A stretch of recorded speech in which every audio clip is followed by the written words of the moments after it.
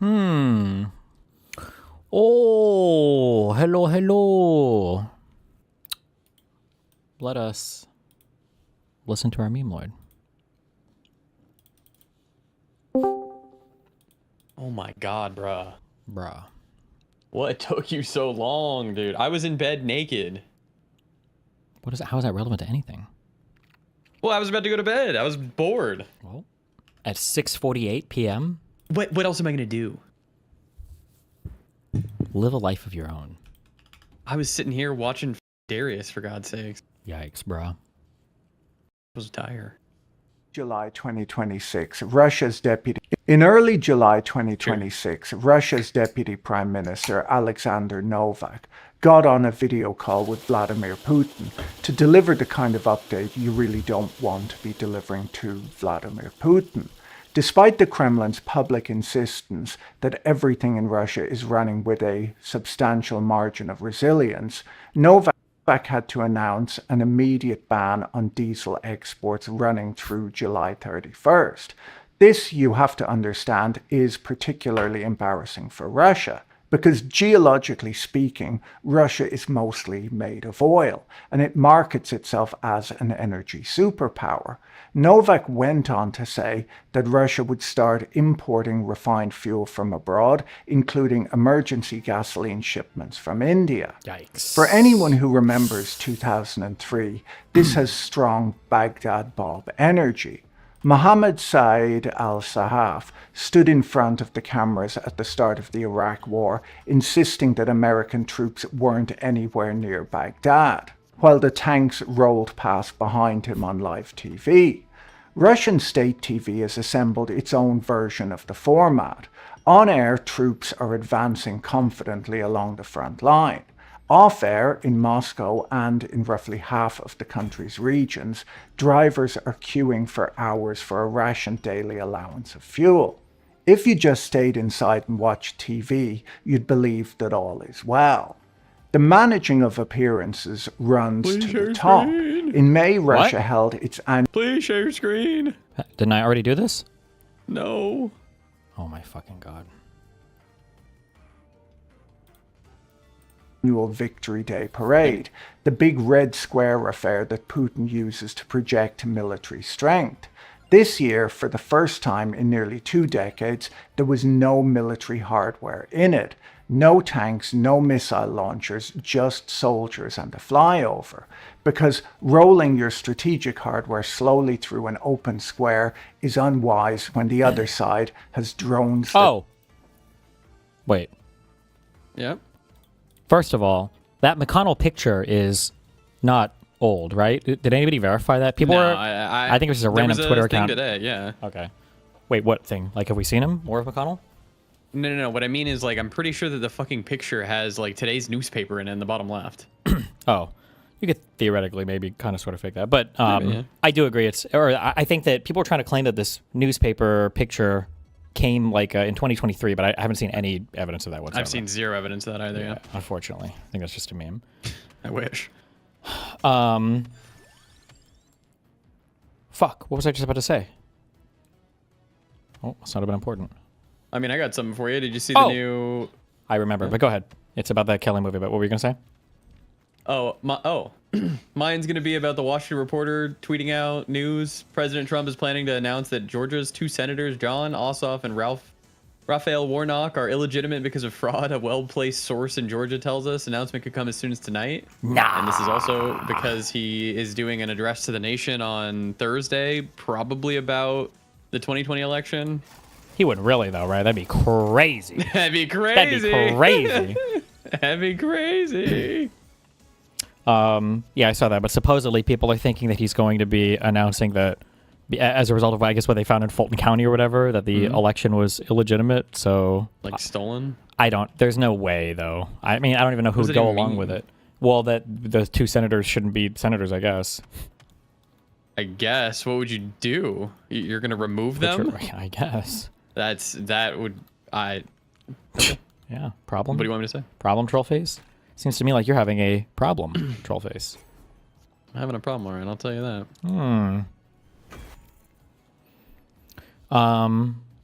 Did you? Oh yeah. So I watched that movie. Yeah, I watched it. I don't know why he got sued. I know my why I got takeaway? sued 100%. What do you think? I will say, before I get into that, I thought he did a good job. I liked it. I was kind of eye rolling in the beginning because I think sometimes people are a little bit too desperate for the whole like, well, people are only crazy because they got foreclosed on or something, and I'm like, okay. But it seems like he followed the story, as far as he could, and I mean, it seems like that wasn't the case. That dude was probably fucking insane. Dude was batshit before Yeah, that. dude was probably crazy. Yeah, and props to him for even being able to follow a story like that. I think it's really difficult once you start down a pathway of doing some kind of investigation to actually follow it through if it's starting to go in a direction you don't want. So nice with that. I will say though, and I think that people are just kind of underestimating this, like if you are being stalked or if there's like some crazy shit going on with somebody who's like who's stalking you, especially for over a decade, it was probably a little irresponsible of Andrew to kind of maybe encourage this guy's obsession. Like I think the whole like ghillie suit outside the guy's house was probably not That was my one, like, that's not a great idea. Yeah, especially given at the end. And it was a feel-good moment a little bit, but unfortunately, I'm really curious. I didn't look this up. I thought about it. What even is the success rate for an intervention? Because it seemed like by the end, the guy is basically just exactly where it was at the beginning, right? But now he's at a new spot, right? Now he's not blaming Bill Joyner anymore. Now he's blaming his addiction. Maybe, yeah. I guess, yeah. So, I can definitely understand why that guy might have been irked. Although I haven't read the actual filings to see what all he's like mad that got published or whatever. But yeah, anyway, I guess we'll. Yeah, I was surprised that he would want to sue because it seems like Andrew unknowingly moved him along from the Bill guy, so he's like moved on. Maybe. But I guess like he also that's what it seemed like. Yeah, I guess, but he also drew a bunch of attention to it. Yeah. So I don't know. I don't know. Okay. Reach Moscow. Ukraine had drones over the capital that same week, so Putin got himself a guarantee. Zelensky issued a formal decree declaring Red Square off limits to Ukrainian strikes for the duration of the parade, publishing helpfully the exact coordinates in exchange for a prisoner swap, 1,000 from each side. The man who invaded to restore Russian greatness held his greatness parade with his enemies' written permission. The Kremlin called the decree a silly joke, which it was, though possibly not in the way that they meant. The cause of these shortages is no mystery. Ukraine has moved the center of gravity of the war away from the trenches of the Donbass and into Russia's refineries. Using drones that can fly 1,400 kilometers into Russian territory, Ukraine has taken out somewhere around a third of the country's oil refining capacity. Kiev's own general staff claims the number is closer to 43%. Independent energy analysts land nearer to a third, but either way, it's enough to get you rationed at your own gas stations in a country that exports oil for a living.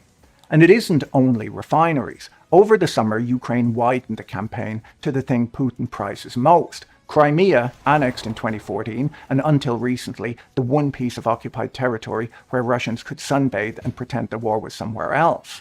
That pretense is now over. After weeks of drone strikes on power substations, oil terminals, and the ferries that supply the peninsula, Russian-installed authorities declared a state of emergency indefinitely. Civilian petrol sales were halted outright, and cities went dark.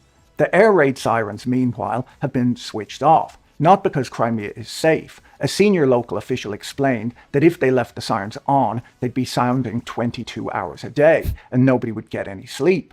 Residents suspect that the real reason No more. I don't care about any of this ever. Don't ever post shit like this in my chat. Destiny, federal judge found the Trump IRS suit to be improper and referred his lawyers to the Florida bar. Until somebody starts actually prosecuting somebody, I don't care if a judge shakes his fingers. Federal judges in the United States should feel ashamed. They don't mean anything. Sure. It doesn't matter. People fuck around in court. No one cares. There's never any penalties or any of it. Okay? No one cares. I'm going to sanction you. No, yeah, why? I wish. Oh, yeah. If they actually did, then maybe. But otherwise, who cares? A whaling siren is bad for the tourist season, so the beaches at Yalta stay full while a short drive away mobile air defense teams fire machine guns at drones over the rooftops. Tourists elsewhere on the peninsula spent their holidays stuck in traffic jams trying to flee over bridges that Ukraine has damaged but pointedly not destroyed. One analysis suggests that Kiev is leaving the last one standing on purpose as an exit. The knock-on effects reach well past Crimea. To blunt the drones, Russian regions now routinely shut off mobile networks and mobile internet, which also, as it happens, switches off the card readers and the cash machines. So a drone alert 3 regions away can leave you unable to buy a coffee. And because there aren't enough air defense systems to cover everything at once, Moscow has to choose what to protect. It's been photographed lowering Panzer missile systems by helicopter onto the roofs of Moscow apartment blocks, pulling cover off other sites to do it. This is what the parades are built to hide. A country that invaded its neighbour to project strength now can't reliably keep the lights on in the territory it invaded for, and is rationing its air defences between its own capital and its own oil refineries. A war that the Kremlin assumed would wrap up over a long weekend has now run longer than the First World War, with no end in sight. I don't know what the ending of this looks like. If it was the fact that Ukraine could start to claw back like the Donbass, I don't know what that actually looks like in reality, because there's just like, I feel like Putin would get assassinated. Like, I don't know how he could even survive that. I don't know how he's going to survive what's happening now. Like, they're starting to get their oil refineries and shit fucked in person. Well, I mean, there's always like a way out of What's his way out of this? I'm saying, like, if they manage to like end this war and they still have like territory or some bullshit, like, there's always a way that you can kind of spin it as like a win. We won. But if they actually were to like lose, like, Crimea was kind of like the untouchable, like, we're not even talking about that. Like, it's just kind of like a foregone conclusion that Ukraine is never going to get anything related to Crimea back ever. Like, that was like a taking for granted thing. So if they're starting to get hit there, yeah, I don't know what it looks like for. Yeah, I don't know. I also don't know, and I guess this will be talked about in the future. I don't understand why Ukraine is even winning. Like why can't Russia just be ahead of Ukraine on the drone stuff? I think what's happening is they're not like doing like full mobilization, and they're just like throwing bodies at it. Yeah, but I'm saying, like, technologically, like, production wise, like, why can't they just be outdoing them on the drone front? Oh, that I don't know. Oh, kind of weird, bro. The numbers behind it are the kind that don't really compute. CSIS puts Russian battlefield casualties, dead, wounded, and missing, at approximately 1.4 million people between February 2022 and June 2026, including up to 450,000 deaths. Russia has lost more soldiers in Ukraine than the United States has lost in every war combined since 1945, 4 times over. I came across a recent story about Russia rejecting the US claim that Ukrainian strikes inside Russia could help bring the war to an end. What's interesting is that different outlets framed the same remarks in very different ways. One high factuality source emphasized the Kremlin's claim that Ukrainian attacks would only extend the conflict. Another high factuality source focused instead on Peskov's criticism of the White House, saying there was a fundamental misunderstanding in Washington. Same story, but 2 quite different ways of guiding the reader towards what matters. That's exactly the kind of thing I check with Ground News before relying on any single headline. Ground News is a website and app that pulls together reporting on the same story from outlets around the world and lets you compare how it's being covered. You can see the headlines side by side, check the bias distribution of the coverage, look at the factuality ratings of the sources, and even see who owns the outlets behind the reporting. That context matters, especially in a war where the same development can be presented as escalation strategy or diplomacy, depending on the outlet covering it. Ground News also has a blind spot feed, which highlights stories that one side of the political spectrum is covering much more heavily than the other, so you can spot what may be missing from your usual news diet. Go to ground.news/pb or scan the QR code to get 40% off the Ground News Vantage plan, the same plan that I use. That's the one he uses, by the way. If you'd listened to the Kremlin's cheerleaders last year, you'd have believed that Russia had found a loophole in the laws of financial gravity. They were claiming that the economy was booming. This year, even the official government spreadsheets disagree. According to a June 2026 report from the Kiel Institute, the Russian economy contracted 0.3% in the first quarter, despite the government sharply ramping up spending. Moscow has cut its own 2026 growth forecast to 0.4%. That is not a typo, 0.4%, from a government that spent the last 4 years describing sanctions as basically decorative. The economist Torbjorn Becker describes it as a 2-track economy. To keep inflation under control, Russia's central bank has held rates above 14%, while the government keeps pouring rubles into defense with the other hand. It's the macroeconomic equivalent of flooring the accelerator with the brakes locked on. The engine screams, the civilian economy chokes on the borrowing costs, and the car doesn't go any faster. Russia is not collapsing, not dramatically, and not on a schedule anyone could put a date on. The Kiel Institute's term for what's going on is structural exhaustion, which is a nice way of saying that the economy is running on fumes. They report that Russia's pre-war fiscal buffers are almost entirely spent, and the state is now engaged in a dangerous game of under-the-table financial engineering to keep its war machine from seizing up. It's not just Russian citizens who are expected to buy into the televised alternate reality. For the last few years, a strange pattern has emerged where certain Western commentators look at modern Russia and see a highly cohesive traditionalist paradise. They manage to look past the military draft, the collapsing infrastructure, and the rampant corruption, and see instead a spiritually unified nation bravely standing up to Western decadence. The highest profile example is when the YouTuber Tucker Carlson took a pilgrimage to Moscow in 2024 to interview Vladimir Putin. In the video, Carlson rode the subway, admired the decor at the train station, and visited an upscale grocery store, where he priced out a week's shopping at $104 against the roughly $400 he and his crew guessed it would cost back home. He came away, in his own words, radicalized against American leadership. That's how I feel anyway, radicalized. This grocery store diplomacy is not historically a new thing. In 1989, Boris Yeltsin visited a supermarket in Houston and was so stunned by the shelves of pudding cups and the total absence of a bread line that he went home and helped dismantle the Soviet Union. 35 years later, an American walked into a Russian supermarket and had the exact opposite reaction. Progress, it turns out, runs in both directions, provided that you only ever visit the flagship store. Now, it's not that unusual for Americans abroad to notice that the bread is better, and this is mostly because American bread is horrible.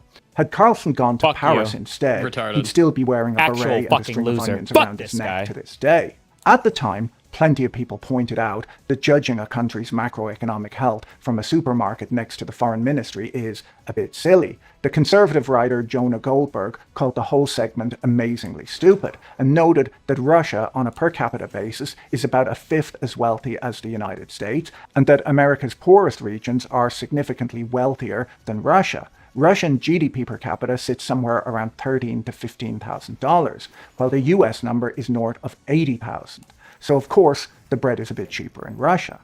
The traditional Christian values argument holds up about as well. Surveys show that religion plays an important role in the lives of about 15% of the Russian population, Yikes. significantly lower than the equivalent US number, not higher. In fairness to Carlson, by the time he got to that Moscow supermarket, he'd already been through quite a lot. Sometime in 2023, by his own account, he was physically attacked in his bed by a demon.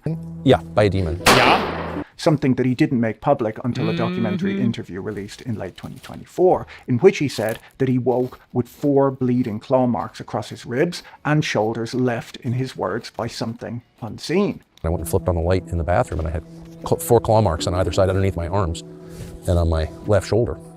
Poor guy. They're bleeding. Wait, they You were don't believe bleeding? him? They're bleeding, yeah. Yeah. No, actual claw marks. His wife literally And I sleep saw on my it. side, so I wasn't clawing myself. I don't have long nails.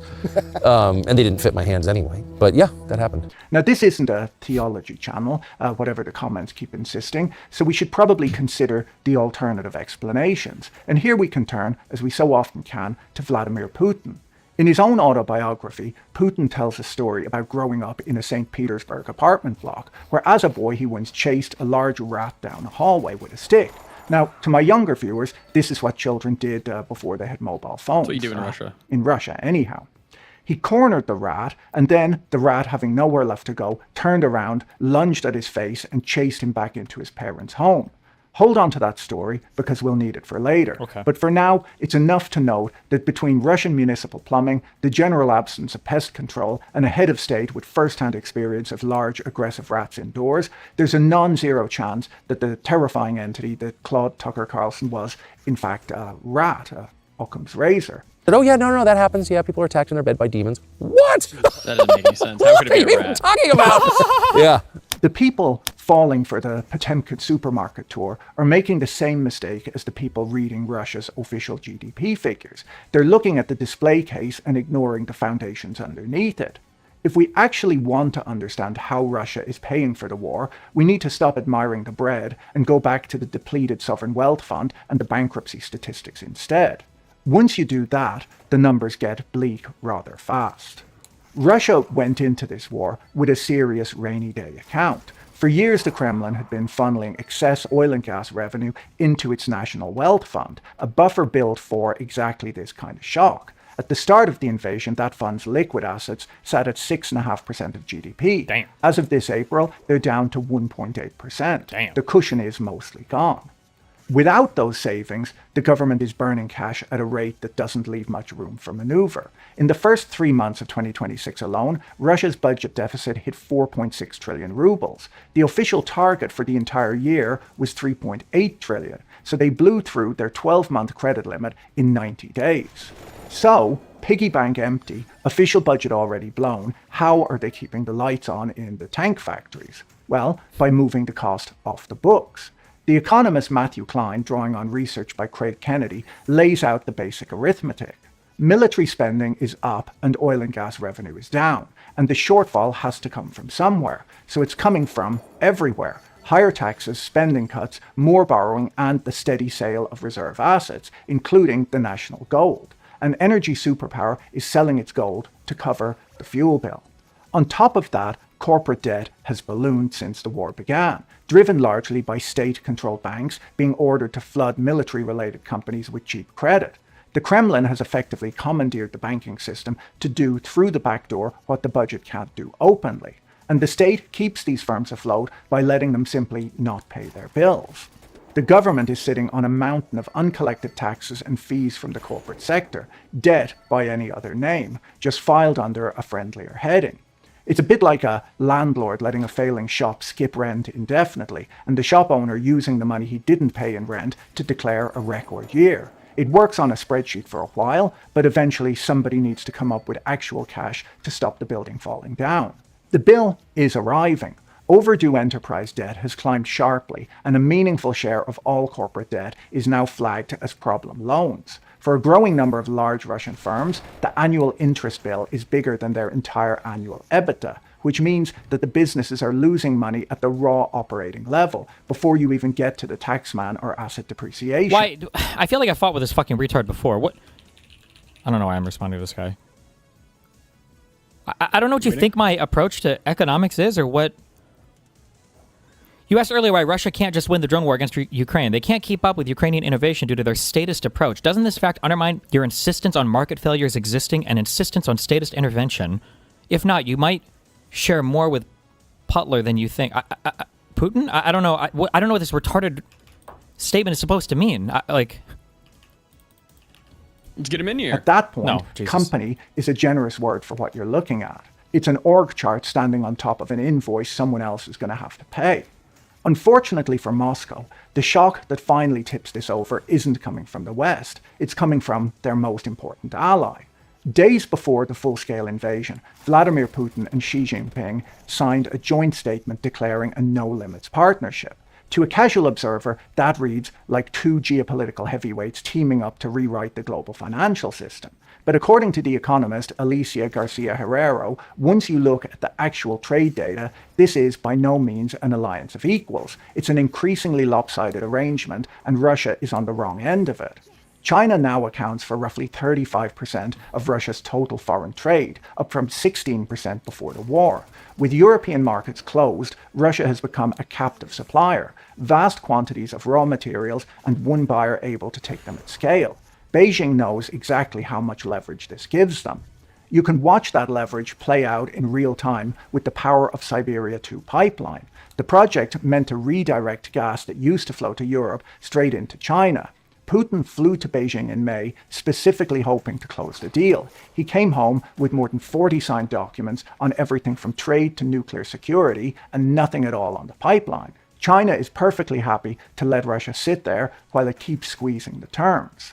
While Russia takes a haircut on what it sells, it's becoming completely dependent on China for what it buys, particularly for the military.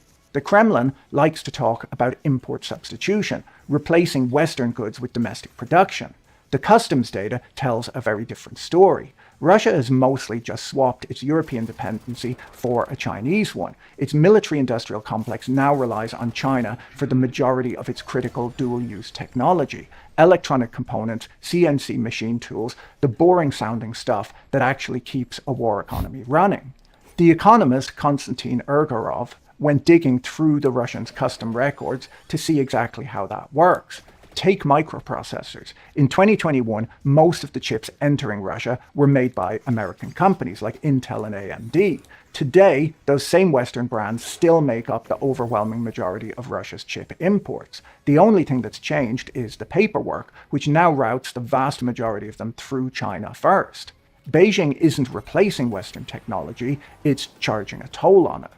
With ordinary consumer goods, China isn't bothering with the middleman act, it's just taking the market. Western appliance brands like Electrolux and Indesit have all but disappeared from Russian shelves, replaced almost entirely by Chinese-made equivalents. China hasn't offered Russia a no-limits friendship, it's giving them a very patient landlord. Moscow is burning through men and money to fight a war of attrition, and in the process, it's mortgaged its economy to Beijing. The realization that sanctions are leakier than advertised and that China is content to keep the Russian war machine running in exchange for discount oil has started to worry European capitals. They're waking up to the possibility of having to fight a land war without American backup. If you assumed that Europe waking up to the prospect of fighting wars without American backup was setting off champagne corks in the boardrooms of US defense contractors, you'd be wrong. Through early 2026, with the conflict in the Middle East grinding on and Washington increasingly distracted, European capitals started doing the previously unthinkable. They opened their wallets. Germany's Chancellor Friedrich Merz took a match to decades of fiscal discipline and committed to borrowing more than 800 billion euros by 2030 to rebuild the military and the country's infrastructure. The target is defense spending of 3.5% of GDP by 2029 from a country that was spending about 1.5% as recently as 2023.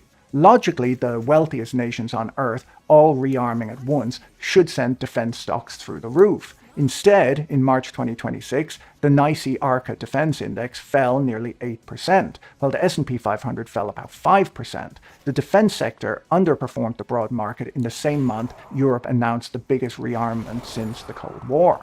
Analysts offered a few explanations. A lot of conflict premium was already baked into the valuations. The index had climbed more than 150% between 2020 and 2025, so the stocks were priced for a war before anyone announced one. And modern defense manufacturing runs on very long production cycles. You can't just flip a switch and double your output of Patriot missiles by next quarter. But there's a further reason the European checks aren't all being mailed to the United States. Europe has started to worry about what happens if it becomes dependent on American technology. If Washington now treats its alliances as transactional, then building your entire national defense around high-tech American jets and weapons systems starts to look less like a partnership and more like a subscription that can be cancelled with no notice. European officials have begun talking openly about American kill switches, the possibility that a US administration, perhaps one currently threatening to annex Greenland from a NATO ally, could restrict software updates or spare parts over a foreign policy disagreement and turn your Air Force into a very expensive collection of parked aircraft. There's also a growing suspicion that the doctrine itself is out of date. NATO planning was built around the 1990s Gulf War model, overwhelming expensive conventional force. In Ukraine, Russia's $100 million weapons systems are being turned into scrap by disposable drones flown by people holding a tablet in a tree line. Because European militaries lack the capacity to apply overwhelming raw force the way the Pentagon does, their baseline strategy has to look a bit different. As a senior British official put it to the Financial Times, instead of What are your thoughts on the earlier convo with Shapiro? Ask me after this and I'll go over it. trying to match Russia tank for tank, Europe will have to thwart, create dilemmas, and put up a kind of porcupine defense. The idea isn't to meet Russia head on, it's to make territory so decentralized, prickly, and expensive to invade that nobody bothers trying to swallow it. To get there, Europe wants to copy Ukraine's agile, low-cost manufacturing. Ukraine went from a napkin sketch to combat-tested Flamingo cruise missiles in under 9 months, and now builds them for roughly $500,000 apiece, which is about a fifth the price of an American Tomahawk with double the range. German defense firm Diehl is now in talks to build the thing on German soil rather than wait years for a more expensive American equivalent that Washington hasn't yet agreed to sell. This raises a slightly awkward question that European treasuries are beginning to ask out loud. Ukraine, and in its own way Iran, have both shown that large numbers of cheap, expendable systems can blunt, bankrupt, or humiliate a far richer and more sophisticated military. A $100,000 drone that destroys a $50 million jet on the ground is not a fair fight, and it isn't meant to be. So does Europe actually need fleets of expensive American fighter jets, or is a good part of that spending less about deterrence than about sending a tribute to Washington to keep the security relationship sweet? Nobody phrases it quite that way at a NATO summit, but the arithmetic is doing the talking.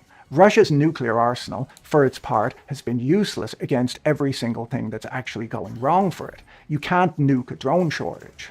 There's a second, quieter point buried underneath all the alarm about the Russian threat.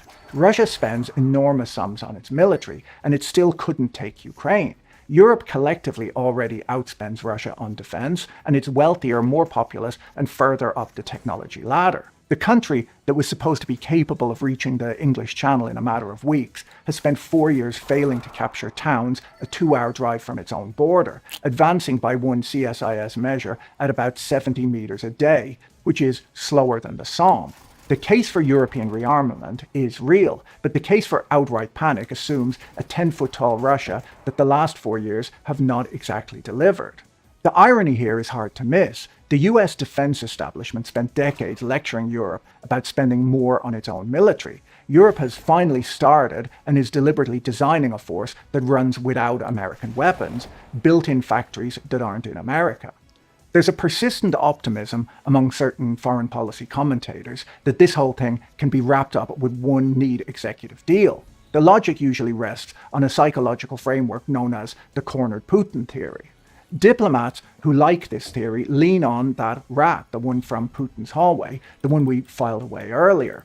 Isn't he neglecting all the support given by Europe and the U.S. to Ukraine? The United States has not provided that much. Europe has provided a bit, but like I said, this will be studied in the future. Somehow Ukraine has pulled out a lot of this kind of all on their own. Like, they've done a phenomenal job on their own, providing the manpower and the technology, and then the deployment of everything that they've been doing. So These are The all their own, lesson like, we're generals told- and shit too, right? these are what? Like all their own generals and stuff too. You mean like for the Ukrainian like commanders and stuff? Yes. Nobody's conducting the war from, yeah. Is that you must never corner Russia, or the cornered rat, a nuclear superpower, might do something drastic.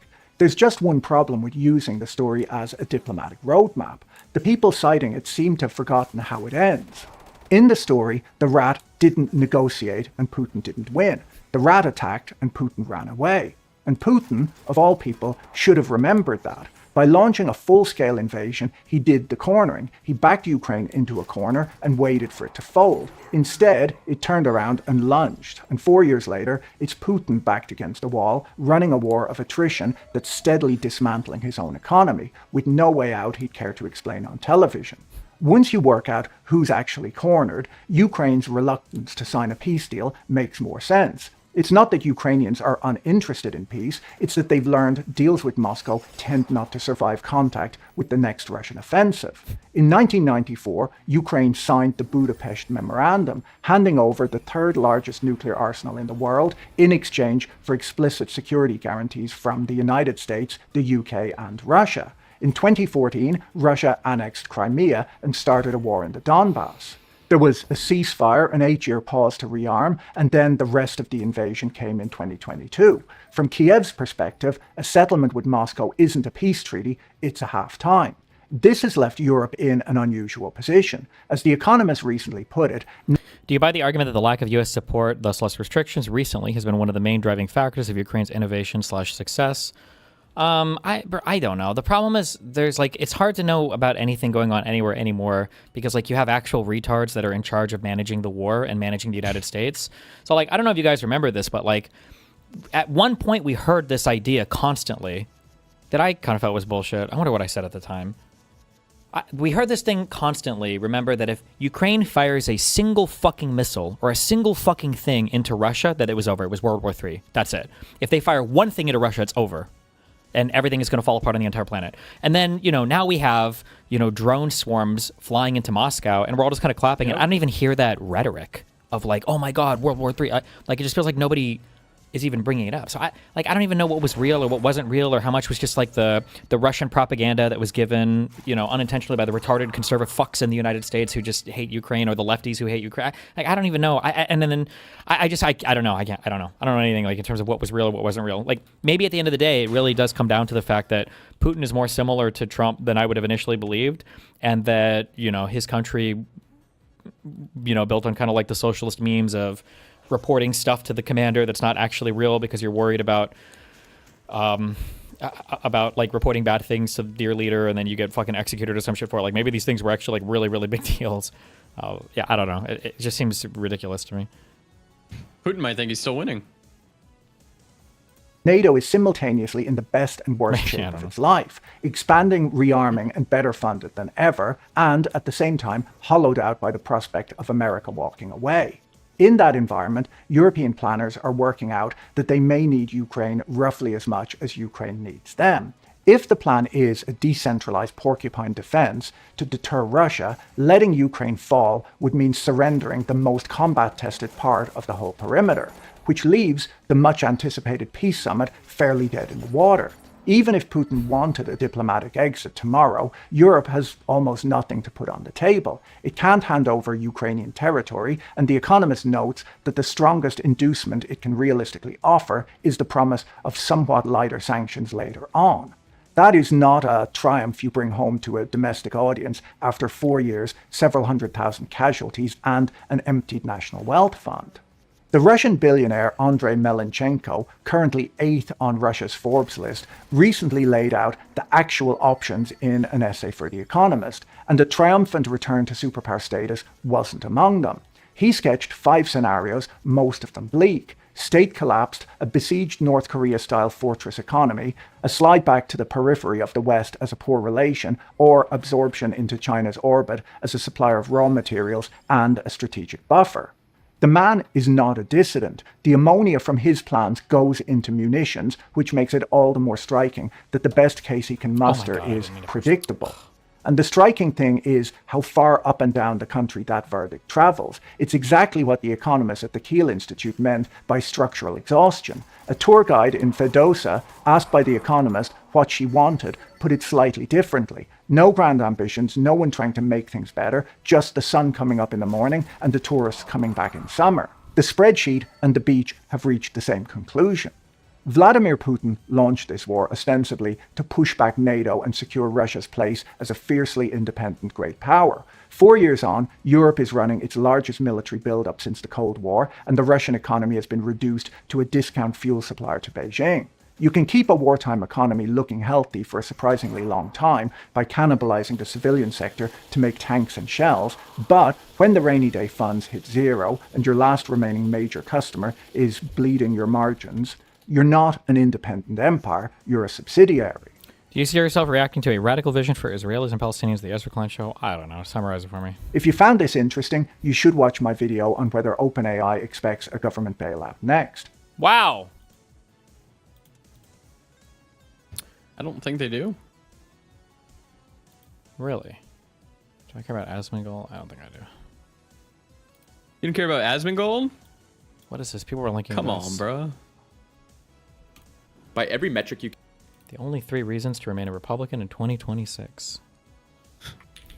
You're dead. by every metric you can measure a political Retarded. party, the Whoa. Republican Party is an abject failure. With Republicans currently in control of all 3 branches of government, we have seen a precipitous decline in the United States in quality of life, civil liberties, and global perception around the world. Republican policies have been so catastrophic that it questions the very efficacy of democracy itself if such a corrosive political party can continue to exist despite decades of failed policies. Due to the objective horror and failure of the Republican Party's agenda during the Trump administration, many Americans have dropped their affiliation with the party. I was a dumbass, voted for Trump. I've seen the light. I feel guilty. In 2 weeks, I'm done. Never thought I'd say that, but I regret my vote. I regret. But there's still a stubborn 30% of the country who still clings on in 2026. In today's video, I'm going to explain the 3 reasons why any American can still be supporting the Republican Party. I will also show the Republican Party factually actually cannot govern and who the real base of the party is. Without further ado, let's dive in. The Republican Party cannot govern at any level. In any standard of judging how a political party can be successful in advancing the lives of its constituents, the Republican Party is an utter failure. The South holds the largest percentage of Republican voters and power, and is unequivocally the worst part of the country in terms of quality of life. In state rankings, these Republican-led states come in dead last, whether it be the general poverty rate, child poverty rate, socioeconomic opportunity, population of single parents, life expectancy, health insurance availability, mobility, disability rates. Oh, Shapiro.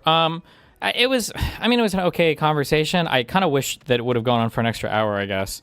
Because I'm pretty sure at the end we started to realize that guy has some very, very, very, very out there. Well, I shouldn't say out there, I guess. Actually, they're kind of bog standard opinions. And I haven't gotten to test many opinions against, or gotten to like actually interrogate somebody who believes in a lot of these kind of like wackier things. Yeah, I don't know what else to say. Maybe when we, maybe if we chat in the future, like I did get a couple of answers from him that I think were pretty wacky. The idea that he basically like had this novel definition for imperialism, and he basically said it. He was like, you know, in a way that only includes Israel and excludes every other imperialist thing. And then, yeah, the whole like the Hannibal doctrine. I actually think that the majority of people killed on October 7th were probably by the Israeli military. Like we were scratching the surface. I know a ton of those like dog whistles that these people would probably agree to, but I don't. We didn't have the time to like go through all of them.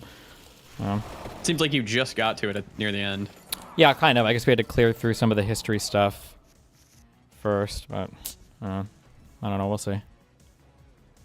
Cognitive disability rates, obesity rates, heart disease death rates, stroke death rates, cancer deaths, diabetes rates, mental distress rates, household income levels, credit score, debt delinquency, number of distressed communities, access to upward mobility, income inequality, food insecurity, incarceration rates, unemployment rates, homicide rates, amount of people without a high school diploma, This guy's a teenage hater, birth rates. dude. By every measurable aspect of quality of life, the place that is overwhelmingly governed by Republicans is objectively the worst place to live. If you come to the United States and want to raise a family, if you live in an area governed by the Republican Party, you are factually far more likely to have a disabled, food insecure, diseased son or daughter who has the highest chance of becoming or making someone pregnant as a teenager, not finishing high school, living in poverty, and going to jail or being murdered. Jeez. That's just at the state level too. But it's not good enough for the Republican Party to destroy their own states. They insist on ruining the rest of the country as well. The representatives of the Republican Party whose constituents are currently living in third world conditions demand imposing their horrid policies at the federal level. If a House representative wants to put forth a new bill before Congress, the current state of the district they represent must be brought up. Every single time a Republican politician comes to speak before Congress to promote a bill, I want to hear, now coming to the podium representing shithole district number 5, 50th in education, 47th in life expectancy, and 49th in child poverty, please tell us your wisdom and wise advice on how to govern the rest of the country. True. We're dying to hear it. The Republican Party currently holds all 3 branches of government. There is nothing holding back the party from doing literally anything they want. They have the dollar as the world reserve currency. We're the richest country in human history. There's quite literally nothing impeding them from implementing their worldview exactly as they see fit. So what have the results been with 2 years of this mandate? A catastrophic failure of epic proportions. They've single-handedly destroyed America's soft power in the world. They have threatened Greenland, Panama, and numerous countries around the globe. They launched an illegal offensive war of choice against Iran, a country that didn't attack us and served no threat to the United States. And They've lost. allowed inflation and government-sponsored greedflation to run out of control. They've tariffed the entire world, which has been a massive failure and is nothing but a massive tax on the poorest Americans. Do They've Doge. abandoned U.S. farmers as a result of this trade war, requiring billions of dollars in bailouts. They've cut all consumer protections, allowing companies to scam you for as much money as possible. They've cut billions of dollars in Medicaid and healthcare across the board, including rural hospitals and life-saving disease research. They've gutted all federal agencies that actually help your life by hiring an unelected, drug-addicted, billionaire loser man-child who has also stolen all of your data, all while not touching the biggest source of waste, fraud, and abuse in history in the Pentagon. They've redirected billions of dollars from renewable projects to fossil fuels when electrifying is literally cheaper than fossil fuels and our grid desperately needs energy. They have supercharged a paramilitary organization composed of the dumbest, unqualified losers in society who roam the streets destroying countless communities and murdering people in both facilities and broad daylight. They've removed numerous regulations on food, water, and air safety, allowing companies to poison you at will. They've been by far the most corrupt administration in U.S. history, with brazen insider trading, contract selections, backroom deals to the likes we have never seen. They've wasted $20 billion bailing out Argentina's failed anarcho-capitalist government. They've wasted upwards of $70 billion on the pointless war in Iran, while also likely having to pay upwards of $300 billion repairing everything they destroyed in the first place anyways. They burned $70 billion on ice, while at the same time pretending to not have enough money to do anything to actually help your life. All while our national debt is approaching $40 trillion. They have extrajudiciously executed hundreds of fishermen in the Caribbean. They are barbarically and illegally embargoing Cuba, strangling the country from critical resources and leading to immense suffering. They've kidnapped the leader of a sovereign nation in Venezuela and brought back 19th century imperialism. They've fully removed any pretext of following the Constitution, UN, and international law. They've gutted the Voting Rights Act, allowing a race to the bottom and for state governments to essentially steal seats based largely on racial lines. They have supported and directly invested in the unrestricted expansion of data centers. If that announcement with Georgia on Thursday, if it really is him trying to get rid of Ossoff and Warnock, and he really does use like the Maduro or whatever. Careful. What? And Maduro Oh, I is just like don't the want your shit to get pretext banned. for why he's saying he has a right to do it, because Maduro like revealed to them that there was like some huge fucking conspiratorial thing. Like, I'm just saying at that point, I think all bets might be. You know we'll be in all DC for bets that, might be yeah. off. Will we? Oh, on Thursday? Yeah, we will. Jesus. Oh no! Wait! Oh no! That means I'm gonna be traveling. It's over. Oh! It's actually over. Shit! Oh, Yeah, that's done. Shit! Oh shit! That's really bad. Yeah, it's not good. What do you want me to say? It's not good. It's not good.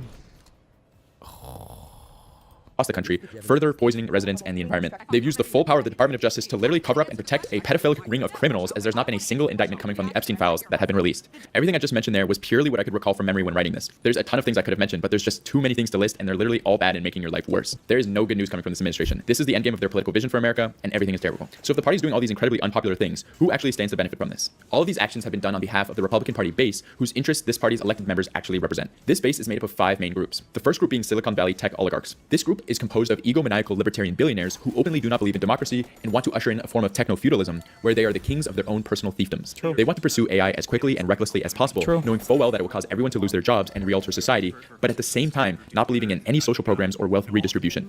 These tech oligarchs have completely bought the Republican Party and work hand in hand with this administration to achieve their vision. Through the government investing hundreds of billions of dollars directly in these companies, as well as handpicking Silicon Valley operatives like Elon Musk and JD Vance, who hold this worldview and wish to dismantle and privatize the federal government. The next base is Wall Street and big finance, consisting of big banks, private equity, crypto scammers, and billionaires. This group has always been at the crux of Republican support, giving billions of dollars in donations to Republican politicians under the guise of promoting business, or hilariously, clinging to the idea of trickle-down economics. This major base of the Republican Party is to ensure tax cuts for the rich and austerity for the poor. All of this and more was achieved in Trump's big bullshit bill, which somehow further cut the taxes of billionaires and corporations who are already paying negligible taxes. 13 billionaires who are intimately connected to Wall Street currently hold prominent positions in Trump's cabinet. Every policy is enacted to benefit corporations and the mega rich and do not even pretend to care about the American working class. The next base of support is big oil and natural gas. These corporations would like to make as much profit as possible from fracking and drilling US fossil fuels, while at the same time axing any efforts to develop the US transition to clean energy. Drill, baby, drill. They are largely behind the efforts canceling American renewable projects and massively delaying the transition to electric vehicles. Epic, dude. They're also major proponents for illegal and blatant invasions of countries like Venezuela to further control the worldwide oil supply. They do all of this while fully knowing that they are directly leading to catastrophic results from turbocharging climate change, and while also knowing fully well that renewable technology has advanced to the point where it doesn't even make sense to continue investing in fossil fuels from an efficiency or cost perspective. Just pure profit seeking while they still can at the cost of the entire world. The next constituency is the military-industrial complex. This toxic blob in Northern Virginia is composed of weapons contractors who peddle the president for constant war across the globe. Republicans have dropped all pretext of democracy promotion and are fully open in their bloodlust for endless wars and warmongering across the globe. Head officials don't even bother entertaining any diplomatic resolution of issues, but are foaming at the mouth for waging wars on their perceived enemies. The purpose of the Republican Party is purely to represent the interests of these 4 groups. All policies are meant to benefit the mega rich and powerful. These groups, of course, only make up around 1% of society, so it would be impossible for them to win any elections on their policies, which only benefit this small group. They therefore can only win through the 5th and largest part of the base by far, the MAGA crowd. The majority of this group consists of the non-college educated white working class. Despite making up the vast majority of the actual population of identifying Republicans and voters, the actual needs and interests of this base are completely underrepresented in the Republican platform. Absolutely zero of the policies of the Republican Party help this base or are designed for these constituents. In fact, these 4 groups of the rich and powerful laugh at and largely have disdain for the working class who elect them. Since this MAGA Republican base has literally zero policies designed for them that they are voting for, they are mobilized entirely by culture war issues. Just like dangling keys in front of a baby, the Republican Party just needs to say a couple buzzwords like immigration, LGBT, transgender, and other issues that have literally zero influence on their day-to-day lives, and that is all that is needed to get this group to vote completely out of their best interests. All the while, the actual base of the party in the rich elite robs them blind as suckers. The ability for such a large portion of the population to be completely duped out of their best interests while being essentially repeatedly punched in the face was by design. Republican politicians purposely imposed limits to New Deal-era access to education. As Roger Freeman, advisor to both Nixon and Reagan, warned, we are in danger of creating an educated proletariat. These Republican policies succeeded as today 54% of US adults and over 130 million people read below a 6th grade level. We have a majority of the country functionally illiterate and unable to interrogate simple narratives. This dismantling in education, combined with a laser beam of propaganda melting the brains of the majority of the population through Fox News, has allowed the incredibly unpopular policies of this small elite to become the reality in America today. This MAGA base are the actual Republicans you will meet in the real world. Within this MAGA crowd is where you will find one of the 3 categories I mentioned in the beginning of the video as to how someone can consider themselves a Republican in 2026. I promise you, every single self-proclaimed Republican in 2026 will fit into one of these 3 categories. The first reason you are a Republican in 2026 is that you do not think it is a political party's job to make your life or the country better. Your only concern is doing harm to groups that are different from you. True. This might sound like a basic explanation for the rest of the world, but political parties are supposed to represent shared values or policies to actually advance society in a particular path. But to the portion of this Republican base, actual policy positions are completely divorced from their participation in the Republican Party and in politics in general. There is no hint of any coherent societal vision or policy that drives their political participation. Have you ever heard a Republican campaign on actual policies on how to improve things like healthcare, housing, or living wages? Of course not. The base has given up on the idea that government can actually help them. So instead, the best that they can offer is displays of ritual cruelty on groups that are different from them. The Republican Party platform is essentially, we're not going to make your life better in any way, but we can be really, really cruel to Latinos, Muslims, gay people, black people, or transgender people. True. There's no bills put forward actually advancing the lives of their base, only punishing and rolling back the freedoms of others. Their worldview is completely driven by spite, believing that they're contrarian, and meaningless culture war battles that they're programmed to be angry about from Fox News. The Republican support for ICE has been a perfect example of this mindset, as the constant cruelty and brutality on display hasn't made their lives better in any way or actually addressed any of the problems in their lives. All it does is offer them a spectacle of cruelty as an outlet for their own deteriorating conditions. They still live paycheck to paycheck, they still pay half their income to rent, their wage didn't see any increase, and they still hold suffocating medical or student debt. But hey, at least someone different has it worse. When these people come out and go, Tim's a bootlicker for defending us, I'm like, no, you misunderstand. It's my boots. It's mine. I voted for them. I'm wearing the boot. I'm stomping on the ground. I ain't licking anybody. I'm clapping for these people that I said, please go out and enforce the law. Since the Republican Party's platform doesn't even pretend it can make your life better in any way, and constantly pushes comically evil bills that are essentially the stay poor and I hope you die bill, calling the Republican Party a political party stops being an accurate description of what the organization is, which is why you're starting to hear the party be referred to by its more accurate description that the Republicans are not a political party, but a death cult. Just mindless followers walking together off a cliff, ramming their head into the wall, knowing their lives got worse year after year, but still carry on, driven by the solace that at least others are getting hurt more. The second reason you could be a Republican in 2026 is you are a cult member to Donald Trump. Being a cult is separate from the first reason why you might still be a Republican, and the fact that they're not driven by spite and pure evil like the first group. While the first group genuinely wants what's worse for you, this group could very well be interpersonally good people. This group could consist of the old sweet grandma who remembers every birthday, sends cards, goes to church every weekend, and would never intentionally wish harm on anyone. But despite them personally having a good heart, they are staunch supporters of Donald Trump and Still the MAGA retarded. movement. They offer utmost loyalty and trust in the president and speak of him as a religious figure. You can find countless interviews of MAGA cultists who are confronted with the fact that the president's policies are an utter failure Don't and care. are actively personally screwing them over. Doesn't matter. And they will still respond with statements like, I just trust him or he has a plan. Yeah. Absolutely trust him to make those decisions as The our liberal commander-in-chief. media, they're Because after like I said, him. he knows all of the things that we don't know. I mean, they can worry that he doesn't have a plan, but he obviously does. He's our He has to. commander-in-chief. Whatever he Yeah, says we gotta he's do, the we gotta do. president. We What, don't you have saying a the choice. president's You do have a retarded? choice. Oh, you have a choice, but you made the choice already, right? Yeah. You chose one, right? So you got to back up your chief. Yes, I voted for him, and no, he's not starting the war in the Middle East. But he just did, didn't he? No. How? Yeah. It's over Foaming soon. around. It'll be over I guess soon. that's the consent. Well, It'll be over he did soon. what he had to do. Yeah. Nathan. Otherwise, I wouldn't have voted for him. You are not going to take away our trophy bearer. This is like Taylor Lorenz. He's our king. Why can't Taylor Lorenz ever tell a lie, Mooten?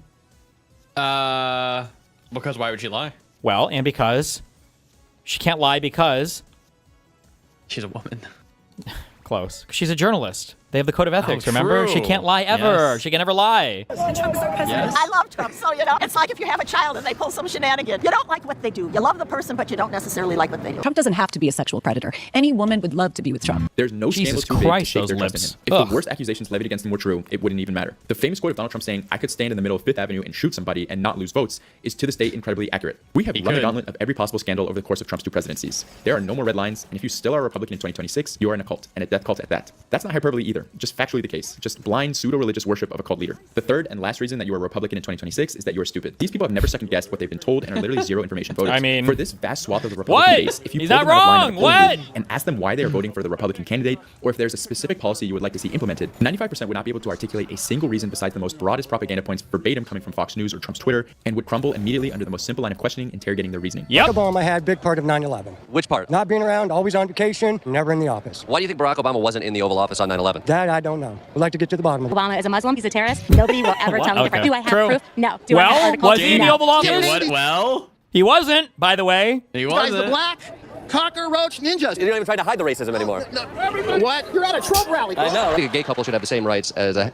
No, I don't. I really don't. I don't think it's fair. To the gay couple? Well, no, but the regular couple, they work so hard, and the gay couple, they want more. Do you, when you say more, do you mean equal? Yeah, they want equal in that. And that's just too much. Yeah. We were talking about treating women with respect. It's an American ideal that we treat women with respect. You gotta give me the back of that shirt one more time. That's too much fun. Trump that bitch! Look at the transcript, right? Yeah, look at the transcript. Have you read the transcript? I trust the word of our president. Yeah. We need to have more restrictions on who can just come up with articles for impeachment when nothing's been done. Finally, he's evolved his presidency into a dictatorship that we can all understand. Exactly. Yeah. These people's mindset is no different than cattle, just blindly being led to wolves for slaughter. They are actively voting for the immediate destruction of America and many places around the globe. True. They're giving a blank check to unlimited violence inflicted on This those is at the home and inter abroad, problem. and giving They're full access to inting. corporations They're on to our steal team the and they're country and destroy inting. the environment. They will fall for whatever slaw propaganda is pushed to them by foreign lobbies and AI billionaires. The most recent election in Kentucky was a perfect encapsulation of this Republican sheep mindset, where foreign lobbies were able to convince a majority of the base through AI slob ads that Thomas Massie was literally having a threesome with AOC and Ilhan Omar. Thomas Massie caught in a throuble in Washington. He's cheating with the squad on Okay, there's no way this is real. against hiring new border agents. Well, this is worse than adultery. It's complete and total betrayal of President Trump and Kentucky conservatives. Oh, never mind. Responsible for the content of this advertising. This sizable portion of the Republican base are literally not qualified to participate in a democracy. They have zero information and are at the complete whim of misinformation and moneyed influence. So there you have the 3 reasons you can still be a Republican in 2026. You are either a person driven purely by grievances and openly doesn't want to help society, rather simply inflict misery on others, a cult member to Donald Trump in the pure sense of the relationship, or stupid. So to those of you who think that I'm being too crass or mean, go watch Yes Theory or some shit. I don't care. This party is literally destroying the world, and I'm not going to hold your hand for you to understand that reality. Now I know that there will be some Republican people in the comments who will try to play make-believe and say that the true nature of the Republican Party is not MAGA or represented by Donald Trump. This is demonstrably not true, as the negligible population of never Trump Republicans are completely irrelevant and hold zero political power within the party. It is crucial to establish that the Republican Party is the party of MAGA and Donald Trump. The party has fully consolidated behind Trump and is solidly unified in this ideology and has been for a decade. The 2 most notable politicians who made minor breaks with the president in Marjorie Trader Green, Thomas Massey were promptly isolated from the party and had its entire establishment work towards and successfully remove them from office. Even while breaking with the president on certain issues, they still had to pretend they love the president and MAGA, but only disagreed on these particular issues because they know that is where the entire Republican base is. The current state of the Republican Party should not be looked at as an aberration of an otherwise normal political party, but the logical conclusion to a far-right political party that's core value is representing the values of the rich and powerful. The MAGA movement is the endpoint of this right-wing race to the bottom. Those who still consider themselves a principled Republican because they might want a strong border but are disapproving of ICE, or want to support our military but might disapprove of the war in Iran, I hate to break it to you, but you are literally a liberal and your politics align completely with the Democratic Party, which if it was a political party in any other country in the world would be a right-wing party. As Commander-in-Chief, chill. I will ensure Don't get too America sloppulist on us, buddy. always has the strongest, most lethal fighting no. force in the world. No! As Vice President, Ignore that, she ignore backed that. the toughest border control bill in Ignore that. decades. And as President, she will hire thousands more border agents. Ignore Fixing that, the border it's is okay. tough. So is Kamala Harris. I'm Kamala Harris, and I approve this message. Before we get to the next section, please like the video, subscribe to the channel, and click the notification bell icon. Also, if you've been on a binge of my videos or been enjoying my content, please consider becoming a patron on Patreon. I've passed up many opportunities to work with advertisers, and it is my personal mission to keep this channel independent and only have it be sourced by you, the viewer. I really can't do this without your support, so please, if you can click the link in the description or open a new tab and support me on Patreon, it would mean the world to me. Thanks, now back to the video. If we lived in a logical country and a competent democracy where results actually matter and failed policies don't continue, this party would have no future. The Republican Party in its modern form starting during Richard Nixon has been a party purely representing capital interests, deregulation, tough on crime, and xenophobia, and have reached the endpoint, and it's ass. We have been living in the right-wing neoconservative and neoliberal political movement starting in the 1970s, and every single aspect of American life has gotten worse. We've had almost 50 years of trickle-down economics and letting unregulated markets and capitalists dictate federal policy. All of this factually does not work. You can look at most measurements of quality of life in America and pinpoint Ronald Reagan's presidency and the birth of the modern Republican Party and see just how everything has gotten worse since then.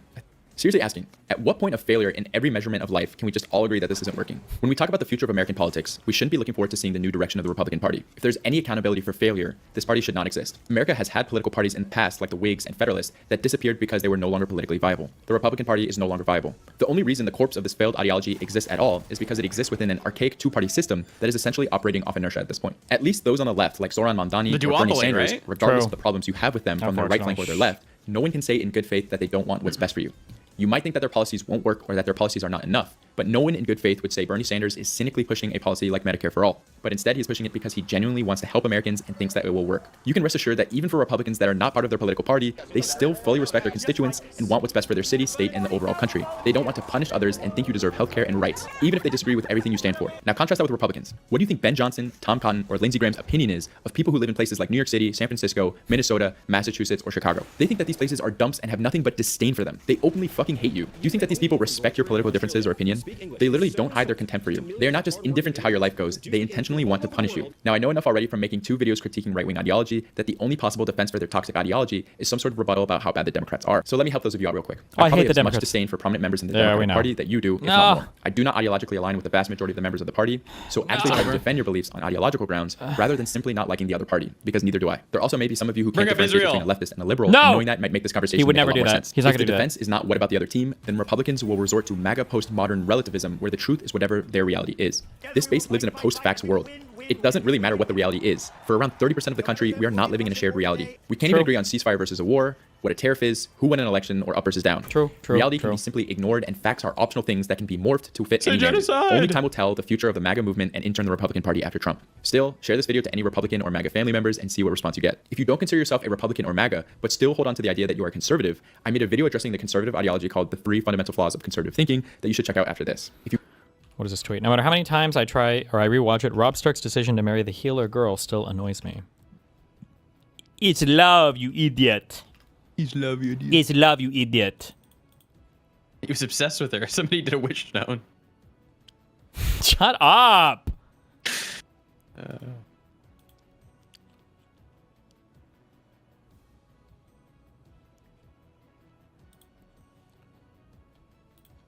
Well,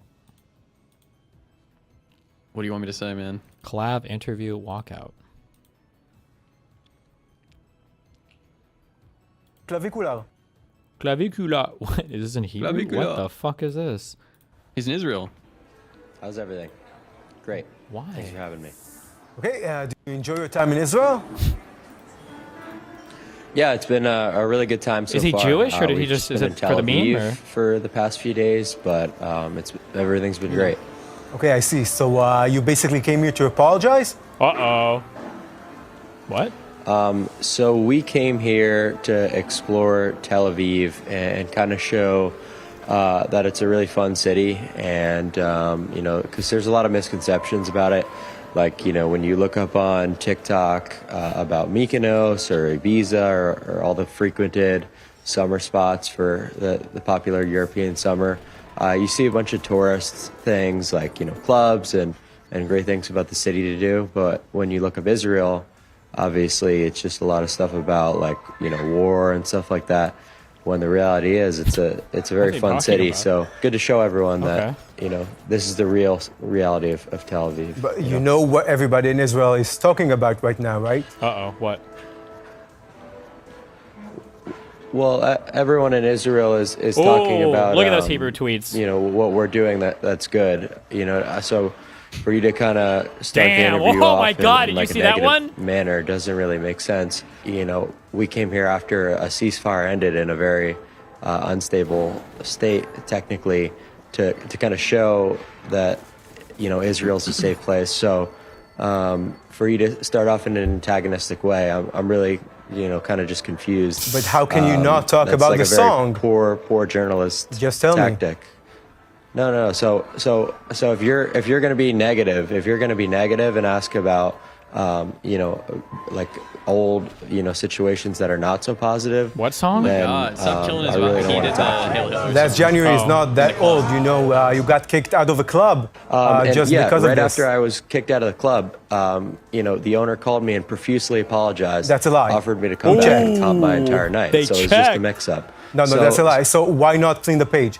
So why not? So why don't you clean the page and, you know, talk about how much I've done for this country's reputation? Oh, no. Because it's in utter shambles, right? You go on TikTok, you go on any TikTok. social media page, the amount of propaganda among Gen Z and misconceptions, you know, so that's what's doing the real damage, right? not anything I've done. That, you know, we're here trying to set everything straight. I don't have to be in Israel, and you know, quite don't have frankly, if you're like, this is the most ridiculous thing ever. You know, I just woke up.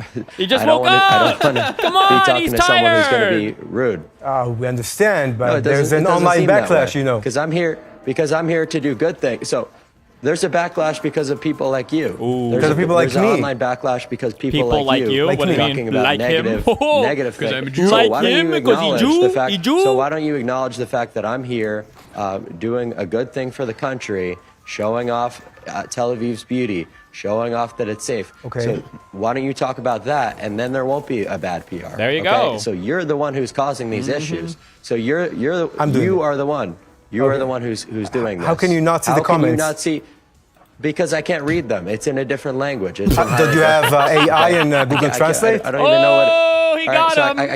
I can't. You did get Google him. Translate. Yeah, Yeah. live on TikTok. He Yeah, got- I he could got him totally- there. Yeah, let me Yeah, copy you and can, paste yeah. every single little thing into Google Translate. But So you let surely me tell you what. understand that No, people are no, angry. No. Let You me make you understand? understand. I'm here for a good thing, and you're trying to make it a drag me bad through thing. the mud. And give me Get him, Clav. reputational damage. So quite What's honestly, wrong with this interview apologizing is about over, singing Heil and- Hitler? No, this interview is over. Just Why don't apologize. you apologize to me for? Why don't you I need apologize? to apologize? Why don't you apologize to me for wasting my time? Why are you Thank afraid to very much. apologize? Oh, Just apologize. He said, see That's ya. it. זהו, ככה, הלך. הוא שומע? אוקיי, הוא עושה סלפי, אוקיי, יפה. זה הזמן לסלפי.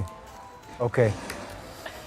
איך עדיין מבקשים ממנו סלפיז? עדיין מבקשים ממנו סלפי, ודעתי האישית, רוני, זה שבן אדם שרק בינואר האחרון שר על היטלר ומסרב להתנצל באופן פומבי, בניגוד אגב למה שטען יועץ ראש הממשלה טופז לוק, הוא מסרב להתנצל באופן פומבי על השיר הזה. It is.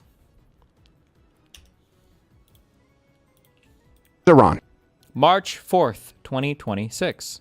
What is that, 2 weeks ago? Now, I as have far a as 14 Iran, combo right now. Just heads up. Nice. a couple things. First off, it's time dependent as far as people's support for military action. Not everything needs to be compared to Iraq because it's very often the least legitimate comparison. But I will stake my claim right here. 3 months. Okay, 3 months. Okay, 3 months.